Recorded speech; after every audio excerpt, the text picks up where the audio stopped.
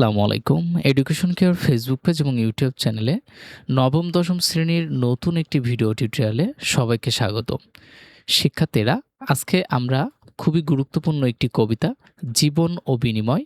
জীবন বিনিময় যে কবিতাটি রয়েছে, এই কবিতাটির লাইন বাই লাইন ব্যাখ্যা, সাথে কবিতাটির মূল ভাব এবং বিভিন্ন বোর্ডে আসা এই জীবন বিনিময় কবিতার এমসিকিউ সলিউশন থাকবে আজকের এই ক্লাসটিতে। তো দেরি না করে চলো শুরু করা যাক আজকের ক্লাসটি। আমরা শুরুতেই জীবন বিনিময় যে কবিতাটি রয়েছে, এই কবিতাটির মূল ভাবটি জেনে নিব। মোগল সম্রাট বাদশাহ বাবরের প্রিয় পুত্র হুমায়ুন ভীষণ অসুস্থ হয়ে পড়েছিল। তার রোগ এতটাই মারাত্মক হয়ে উঠল যে সম্রাটের চোখে ঘুম নেই। চারিদিকে শুধু অন্ধকার নেমে এলো। চিকিৎসক, কবিরাজ, হেকিম, দরবেশ সবার পরামর্শ ও যত্ন নেওয়া হলেও হুমায়ুনের রোগ সারছিল না, বরং তার কষ্ট আরও বাড়ছিল। বাবার উদ্বিগ্ন হয়ে চিকিৎসকদের জিজ্ঞাসা করলেন তার পুত্রের আরোগ্য সম্ভব কিনা। চিকিৎসকরা কোনো উত্তর দিলেন না, শুধু নীরবে দাঁড়িয়ে রইলেন। এই নীরবতায় বাবরের বুকের ভেতর ক্ষত অস্ত্রের মতো আঘাত করল। তখন এক দরবেশ উঠে বললেন, যদি সম্রাট তার সবচেয়ে প্রিয় ধন আল্লাহর পথে দান করেন তবে হুমায়ুনকে বাঁচানো যাবে। বাবর বুঝলেন তার সবচেয়ে প্রিয় ধন হলো তার নিজের জীবন, কিন্তু শান্ত মনে গৃহতলে বসে ধ্যানে মগ্ন হলেন। অশ্রু সজল নয়নে তিনি আল্লাহর কাছে মিনতি করলেন, আমার প্রাণ তুমি নাও, কিন্তু আমার পুত্রের প্রাণ ফিরিয়ে দাও। গভীর রাতে চারিদিক ছিল স্তব্ধ, সবাই ঘুমে আচ্ছন্ন, শুধু বাবরের কান্না ও প্রার্থনা চলল। হঠাৎ তিনি আনন্দের ঘোষণা করলেন, আমাদের আমার দোয়া কবুল হয়েছে, আল্লাহ হুমায়ুনকে বাঁচিয়ে দেবেন। ধীরে ধীরে হুমায়ুনের অসুস্থতা কাটতে লাগলো, কিন্তু বাবর নিজে রোগে পড়ে গেলেন। শেষ পর্যন্ত তিনি মৃত্যুবরণ করলেন। তবে কবি বললেন, বাবর আসলে মরেননি, অমর হয়েছেন, কারণ পিতৃ স্নেহের কাছে মৃত্যু পরাজিত হয়েছে। আমরা এখন জীবন ও বিনিময় কবিতাটির ব্যাখ্যা সহ জেনে নিব।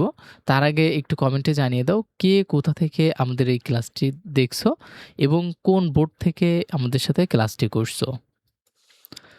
বাদশা বাবর কাঁদিয়া ফিরেছে, নিদো নাহি চোখে তার, পুত্র তাহার হুমায়ুন বুঝি বাঁচে না এবার আর, চারিদিকে তার ঘনিয়ে আসিয়াছে মরণ অন্ধকার। এখানে বোঝানো বলছে বাদশা বাবর খুব কাঁদছিলেন, তার চোখে ঘুম নেই, মন ব্যাকুল। তিনি ভাবছিলেন তার প্রিয় পুত্র হুমায়ুন এবার বোধহয় আর বাঁচবে না। চারিদিকে যেন মৃত্যুর ছায়া নেমে এসেছে। বাবরের হৃদয় ভরে উঠেছিল ভয়, দুঃখ আর উদ্বেগে। সাম্রাজ্যের মহাশক্তিধর বাদশাহ সন্তানের অসুস্থতায় অসহায় হয়ে পড়েন। পিতৃ স্নেহের কষ্ট তার সমস্ত ক্ষমতাকে দুর্বল করে দেয়। রাজ্যের যত বিজ্ঞ হেকিম, কবিরাজ, দরবেশ এসেছে, সবাই দিতেছে বসিয়া ব্যবস্থা সবিশেষ। সেবা যত্নের বিধিবিধানের ত্রুটি নাহি এক লেশ। বাদশা বাবরের পুত্র হুমায়ুনকে বাঁচানোর জন্য রাজ্যের সব বিজ্ঞ হেকিম, কবিরাজ ও দরবেশ এসে উপস্থিত হয়েছিলেন। তারা বসে নানা ব্যবস্থা নিচ্ছিলেন, চিকিৎসার জন্য সব রকম চেষ্টা করছিলেন। সেবা যত্নের ক্ষেত্রে কোথাও কোনো ত্রুটি ছিল না, সবকিছুই যথাযথ করা হচ্ছিল। তবু তার সেই দুরন্ত রোগ হটিতেছে না খাই। যত দিন যায় দুর্ভোগ তার ততই বাড়িয়া যায়। জীবন প্রদীপ নিভিয়া আসিতেছে অন্তরীবের প্রায়। রাজ্যের সেরা হেকিম, কবিরাজ এবং দরবেশরা মিলিত হয়ে যথাসাধ্য চিকিৎসা করলেও কোনো ফল হচ্ছিল না। বাবরের পুত্রের অসুখ দিন দিন ভয়াবহ রূপ নিচ্ছিল। রোগ এমনভাবে প্রলয়ঙ্কারী হয়ে উঠতেছিল যে তাকে আর সামলানো যাচ্ছিল না। যত সময় গড়াচ্ছিল ততই হুমায়ুন কষ্ট বেড়ে চলেছিল। একদিনের পর আরেক দিন পেরিয়ে যাচ্ছিল, কিন্তু উন্নতির কোনো লক্ষণ দেখা যাচ্ছিল না। বরং মনে হচ্ছিল তার শরীরের শক্তি ধীরে ধীরে নিঃশেষ হয়ে যাচ্ছে। শোধালো বাবর ব্যগ্র কণ্ঠে ভীষক বিন্দু ডাকে, বলো বলো আজি সত্যি করিয়া, দিও না মোর ফাঁকে, এই রোগ হতে বাদশাহজাদার মুক্তি মিলিবে নাকি। সম্রাট বাবর ছিল মুঘল সাম্রাজ্যের মহাশক্তিধর বাদশাহ, আর তার এক নির্দেশে বিপুল রাজ্য কাঁপত, অসংখ্য সৈন্য সামন্ত তার আজ্ঞা পালন করত। কিন্তু অসুস্থ পুত্র হুমায়ুনকে তিনি ছিলেন সম্পূর্ণ অসহায়। বাবরের প্রিয় পুত্রর মৃত্যুর দ্বারপ্রান্তে দাঁড়িয়ে আছে, এই কথা তিনি সহ্য করতে পারছিলেন না। তাই তিনি অধৈর্য ও ব্যাকুল কণ্ঠে রাজ্যের চিকিৎসকদের ডাকলেন। বাবরের কণ্ঠ ছিল উদ্বেগ, ভয় ও শঙ্কার মিশ্রণ। তিনি চিকিৎসকদের অনুরোধ করলেন যেন তাকে সত্যটা স্পষ্ট করে বলে দেন। বাবর চেয়েছিলেন চিকিৎসকদের কাছ থেকে পরিষ্কার উত্তর। এই ভয়ঙ্কর রোগ থেকে তার পুত্র কি সত্যি মুক্তি পাবে, নাকি আর কোনো আশাই অবশিষ্ট নেই? নতমস্তকে রহিল সবাই, কহিল না কোনো কথা, মুখর হইয়া উঠিল তাহাদের সেই নিষ্ঠুর নীরবতা। শেলসম আসিয়া বাবরকে বুকে বিঁধিল কিসের ব্যথা। বাবর যখন ব্যাকুল কণ্ঠে চিকিৎসকদের জিজ্ঞাসা করলেন তার প্রিয় পুত্র হুমায়ুনকে বাঁচানো সম্ভব কিনা, তখন উপস্থিত চিকিৎসক ও দরবেশরা মাথা নিচু করে রইলেন। তাদের কেউই কোনো উত্তর দিলেন না। এই নীরবতা অনেক বড় সত্যকে প্রকাশ করে। আসলে তারা জানতেন হুমায়ুনকে আর বাঁচানো সম্ভব নয়, কিন্তু এই কঠিন সত্য মুখে বলতে তাদের দ্বিধা হচ্ছিল। তাই তারা নীরব থেকে বিষয়টি বুঝিয়ে দিলেন। সেই নীরবতাই ছিল বাবরের কাছে সবচেয়ে নিষ্ঠুর উত্তর। হেনকালে এক দরবেশ উঠি কহিলেন, সুলতান, সবচেয়ে তব শ্রেষ্ঠ ধন যে যদি দিতে পারো দান, খুশি হয়ে তবে বাঁচাবে আল্লাহ বাচ্চাজাদার প্রাণ। চিকিৎসকরা যখন নীরব, অসহায়, হুমায়ুনের বাঁচার সম্ভাবনা নেই বলেই মনে হচ্ছিল, তখন এক দরবেশ বাবরের কাছে উঠে বললেন, একটি বিশেষ উপায় আছে যা দ্বারা পুত্রকে বাঁচানো সম্ভব। দরবেশ বললেন, আল্লাহর কাছে এমন একটি দান বা আত্মত্যাগ রয়েছে যা সবচেয়ে প্রিয় বা শ্রেষ্ঠ ধন হিসেবে বিবেচিত হয়। যদি সম্রাট সবচেয়ে প্রিয় ধন উৎসর্গ করতে প্রস্তুত হন, তবে আল্লাহ সন্তুষ্টি হয়ে হুমায়ুনকে বাঁচিয়ে দেবেন। শুনিয়া এই কথা কইল বাবর, শঙ্কা নাহিক মানি, তাই যদি হয় প্রস্তুত আমি দিতে সেই কোরবানি। সবচেয়ে মোর শ্রেষ্ঠ ধন জানি, তাহা আমি জানি। দরবেশের কথাই শুনে বাবরের মনে কোনো ভয় বা দ্বিধা ছিল না। তিনি বুঝলেন হুমায়ুনকে বাঁচানোর জন্য যে উপায় আছে তা হলো নিজের সবচেয়ে প্রিয় ধন উৎসর্গ করা। বাবর তখন বললেন, যদি আল্লাহর সন্তুষ্টির জন্য এই দান করতে হয় আমি প্রস্তুত। আমার কাছে সবচেয়ে প্রিয় ধন আমি দানের জন্য দিতে পারি। এখানে বাবরের সবচেয়ে প্রিয় ধন বলতে নিজের জীবনকেই বোঝানো হয়েছে। অর্থাৎ বাবর নিজের প্রাণকে উৎসর্গ করার জন্য প্রস্তুত হলেন যাতে পুত্র বাঁচতে পারে। এতেক বলিয়া আসন পাতিয়া নিরিবিলি গৃহতলে গভীর ধ্যানে বসিল বাবর শান্ত অঞ্চল। প্রার্থনারত হাত দুটি তার নয়নশ্রু জলে। এরপর বাবর আসন পাতলেন, নিরিবিলি বসে গভীর ধ্যানে মগ্ন হলেন। তিনি শান্ত ও অচঞ্চল, কিন্তু অন্তরের মধ্যে প্রার্থনা চলছিল। তার হাতে প্রার্থনার অঙ্গীকার হিসাবে উঁচু চোখে অশ্রু। কবি এখানে দেখিয়েছেন সন্তানের জন্য পিতার আত্মত্যাগ এমন এক মহান দৃশ্য যেখানে পিতৃ স্নেহ মৃত্যুর চেয়েও শক্তিশালী হয়ে ওঠে। কহিল কাঁদিয়া, হে দয়াল খোদা, হে রহিম রহমান, মোর জীবনের সবচেয়ে প্রিয় আমারই আপন প্রাণ, তাই নিয়ে প্রভু পুত্রের প্রাণ করো মোরে প্রতিদান। বাবর এখানে আল্লাহর কাছে সরাসরি আবেদন করেছেন। তিনি কাঁদছেন, চোখে অশ্রু এবং নিজ অন্তরের সব অনুভূতি খুলে প্রকাশ করেছেন। বাবর এখানে আল্লাহকে স্মরণ করেছেন। দয়ালু রহিম নাম নিয়ে যা বোঝায় তিনি পরম দয়ালু এবং সব কিছুর প্রতি দয়া ও করুণার অধিকারী। বাবর বলেছেন, মোর জীবনের সবচেয়ে প্রিয় আমার প্রাণ, আমি তাতে ছাড় দিতে প্রস্তুত। তাই প্রভু তুমি সেই বিনিময়ে আমার পুত্রকে বাঁচিয়ে দাও। স্তব্ধ নীরব গৃহতলে, মুখে নাহি কারোর বাণী, গভীর রজনী সুপ্তির মগ্ন নিখিল বিশ্ববাসী। আকাশে বাতাসে ধ্বনিতেছে যে গোপন কিয়ে কানাকানি। বাবরের প্রার্থনা ও কাতরতা শেষ হওয়ার পর গৃহতলটি সম্পূর্ণ নীরব হয়ে গেছে। সেখানে কেউ কোনো কথা বলছে না, সবাই স্তব্ধ। একটি বাবরের দুঃখ, ভয়, আশা মিশ্রিত পরিবেশকে আরও গভীরভাবে বোঝাচ্ছে। কবি তুলনা করেছেন রাতের সঙ্গে গভীর রজনী, যা বোঝায় রাত খুবই গভীর ও অন্ধকারময়। সুপ্তিমগ্ন নিখিল বিশ্বরানী বলতে বোঝানো হচ্ছে পৃথিবীর সবকিছু যেন গভীর নিদ্রায় মগ্ন, সবকিছু নিস্তব্ধ। সাহসা বাবর ফুকারে উঠিল, নাহি ভয় নাহি ভয়, প্রার্থনা মোর কবুল করেছে আল্লাহ যে দয়াময়।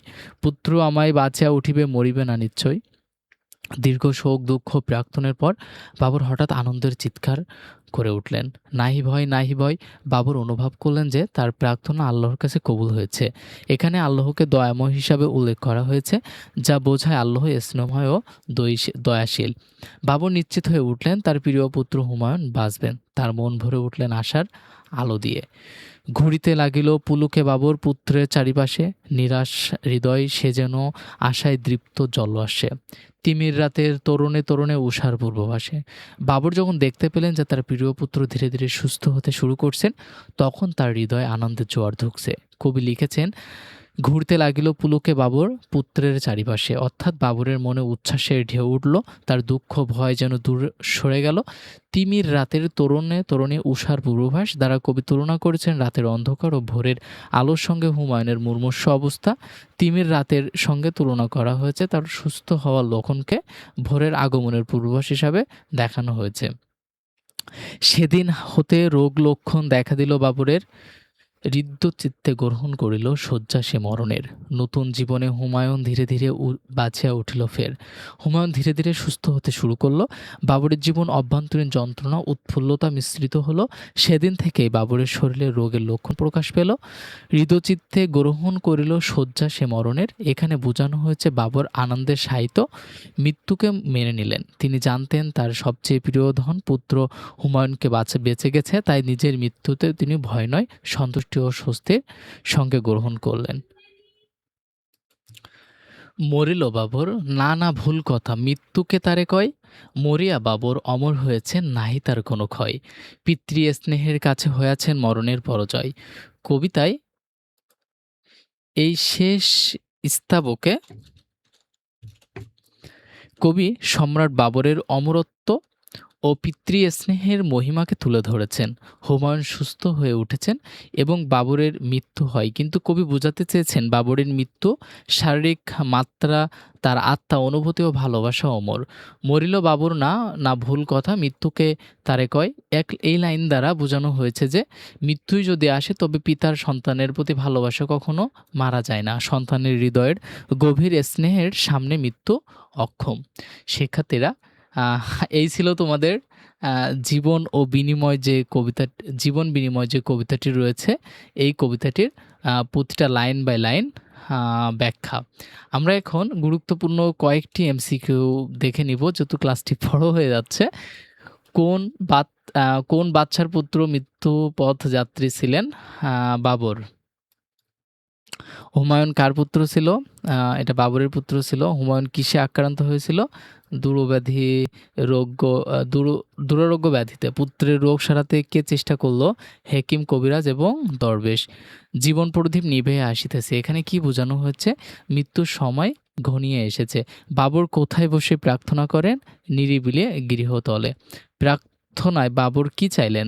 হুমায়ুন সুস্থ হোক। বাবরের কাছে কে পরামর্শ দেন প্রাণদানের কথা? দরবেশ। বাবরের সবচেয়ে প্রিয় ধন কি ছিল? নিজের জীবন। প্রার্থনার ভাষা কেমন ছিল? করুণ ও আন্তরিক। ফুঁকরে উঠল, এখানে কোন ভাব প্রকাশ পেয়েছে? হৃদয়ের আকুতি। শিক্ষার্থীরা, এখানে প্রচুর এমসিকিউ রয়েছে। তোমরা যদি প্রয়োজন মনে করো তাহলে কমেন্টে জানাও, তোমাদের এমসিকিউর উপরে আলাদা ক্লাস আপলোড দিব।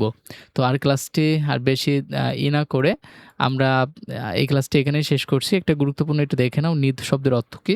নিদ শব্দের অর্থ নিদ্রা বা ঘুম। আজকের ক্লাসটা দীর্ঘ হইতে না করে এখানেই শেষ করছি। ক্লাসটি কেমন লেগেছে? তোমরা যদি কোথাও না বুঝো তাহলে ক্লাসটি আরেকবার দেখে নিও। দেখা হচ্ছে পরবর্তী কোনো টপিকে, পরবর্তী কোনো ক্লাসে। সে পর্যন্ত সকলেই ভালো থাকো, সুস্থ থাকো। আর চ্যানেলটি অবশ্যই সাবস্ক্রাইব করো। আল্লাহ হাফেজ।